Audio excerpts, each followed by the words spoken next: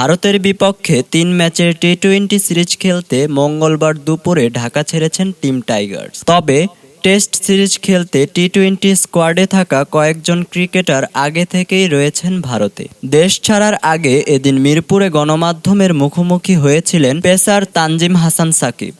এখানে তিনি অভিজ্ঞ তারকা সাকিব আল হাসানের অবসর প্রসঙ্গে কথা বলেছেন। তরুণ পেসার তানজিম সাকিব বলেছেন, শূন্যতা অনুভব অবশ্যই করব। সাকিব ভাই বাংলাদেশের ইতিহাসে অন্যতম সেরা খেলোয়াড়। উনি ব্যাটিং, বোলিং, ফিল্ডিং সব জায়গায় দলকে সাপোর্ট দিত। আমরা এই জায়গায় ওনার শূন্যতা অনুভব করব। আমরা চেষ্টা করব দলীয় পারফর্ম করার মাধ্যমে যেন এই শূন্যতা পূরণ করতে পারি। বিদেশি ফ্র্যাঞ্চাইজি ক্রিকেট খেলা প্রসঙ্গে তিনি বলেন, আমি যদি আন্তর্জাতিক ক্রিকেটে ভালো খেলতে থাকি তাহলে ফ্র্যাঞ্চাইজি ক্রিকেট অটোমেটিক আসবে। ফ্র্যাঞ্চাইজি ক্রিকেট খেলা নিয়ে আলাদাভাবে আমি কখনোই টার্গেট করি না। আন্তর্জাতিক ম্যাচে যেন আমি আমার সর্বোচ্চটা দিতে পারি, দলের জয়ে যেন আমাদের অবদান থাকে, ওই দিকে ফোকাস থাকে সব সময়, আর মূল ফোকাস থাকে যেন জিততে পারি।